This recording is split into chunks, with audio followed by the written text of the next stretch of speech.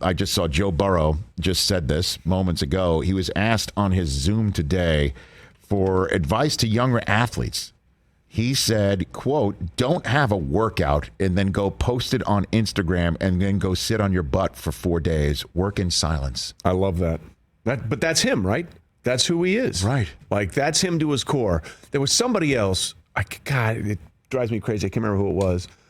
Oh, it was Devontae Adams, who basically said, hey, all you wide receivers, quit posting workouts. Run routes. Right. Just run routes. Yeah. Run routes, do your work. And then when you're successful because you put in the work, then people will see what you've done. Don't put out workouts. Just go do your stuff. I mean, and his ascendancy, I can't see another one like it. Now, I know there's the connection to Brady in terms of year 2 and, out of nowhere, if you will. But Burrow's out of nowhere happened at the collegiate level. Yeah. And we've never seen somebody take the reins of an organization that needs someone to take the reins first overall after having done it at the collegiate level in a manner that nobody's ever done at 60 touchdowns. Like, this is one of the most meteoric rises we've ever seen. Yeah, remember, Urban chose Dwayne Haskins over Joe Burrow. And that might have been the right call at the time. He had 50 touchdowns. He did. He played very well at Ohio State. Not to defend Urban Meyer. No. That's an impossible. You don't want to kick somebody when they're down. Wait a minute. Hold on a minute. I was about to say, no, you want to dunk on them.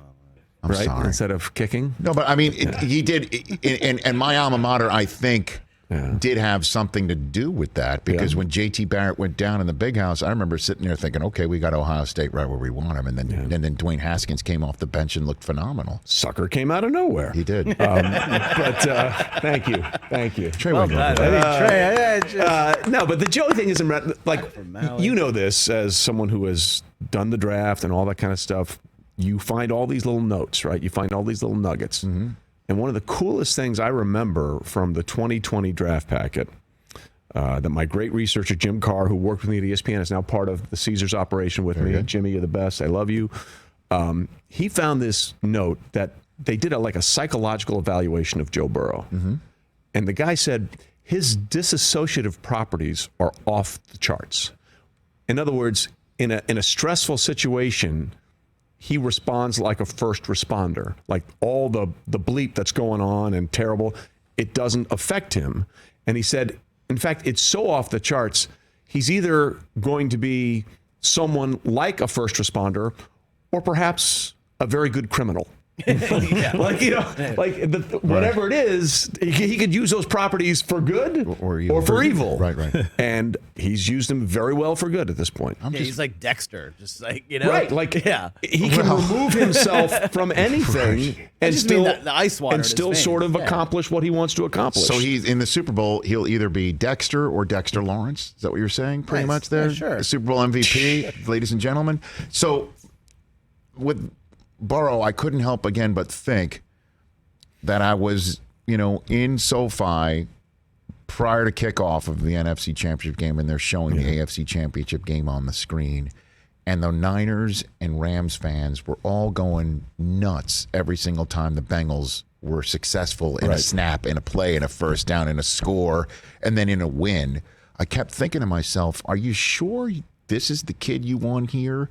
Yeah. Or do you want the Mahomes who this year has been up and down? Do you want the guy who even in this game has shown that the defense can sometimes confound, despite how generationally talented he clearly is? Do you want the kid who doesn't know what he doesn't know yet? Well, see, that's the key, right? Like, I think at this point, the Chiefs and Mahomes understand the reality of losing as well as winning. Like, the Bengals don't know that at all. Like, they're very reminiscent, actually, Rich, of the 92 Cowboys, who, just sort of stumbled into the postseason one year. And then in 92, they went to San Francisco with no expectations, and they beat the 49ers at home. Mm-hmm. And then they just destroyed Buffalo in the Super Bowl. They don't know anything but success. So they play like they're on Madden rookie mode at times, The Chiefs thing is interesting because the one thing I've learned about this season from start to finish is the only team that can beat the Chiefs would be the Chiefs in 2021. Like, you're up 18 points at home with Patrick Mahomes, you win that game 99.999% of the time. The thing at the end of the first half was the worst decision I've ever seen Mahomes make. Awful.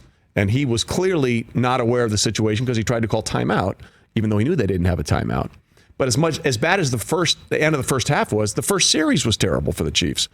They got a terrible spot on that fourth down call, and they called timeout, and then they challenged. Well, if they just challenged and not called timeout, guess what? Yeah. They have a timeout at the end of the half, and they kick that field goal at least. And if they go up with that field goal, they probably win that game. But going off the halftime of that game, the Chiefs looked like they were down 11 as opposed to up 11. And the Bengals were like, we've done this already. It's kind of crazy. Yeah. Trey Wingo here on the Rich Eisen Show, Caesars Sportsbook Chief Trends Officer, Trey Wingo, the CTO of Caesars, here on the Rich Eisen Show. I mean, what you just said, though, and you're right. Yeah. I'm not saying you're wrong, but what you just said, and this, I think, speaks to what Joe Burrow has done. Yeah. Along with the rest of Jamar Chase and Burrow and everyone else, and McPherson, who has got ice in his legs, man. Mac. Okay, and Mixon.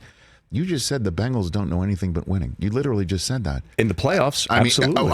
But this is a team that 4 straight years finished in last. Like the last team to do what they're doing is the 99 Rams, who won this trophy that's sitting between us, sir. You know, so... Oh, that's not a swag bag thing? No, I don't get to take that home? This is not. This is not. I was told there were gifts. Yeah. I mean, you'll get a mug, sir. Same thing. The really. VLT is not available on richeisenshop.com. But you're right. I mean, like, if, for example, if they win Sunday, they will have a faster turnaround than the ultimate turnaround, which was the Cowboys from '89, who went 1-15 to Super Bowl champs back-to-back years. They'll do it faster than that team, which is remarkable. At this point, they're playing with house money. They don't know anything but success at this point, these guys. They're like Joey said, like, we're not underdogs. We're really good. And sometimes when you've been to where the Chiefs have been, where you've been at the top, you've been to the Super Bowl, you've lost one, like that is a thing that they don't have to deal with yet. And I think it's a huge mental advantage for them. Hey, you watched all the way to the end. Thanks for that. Watch more right here.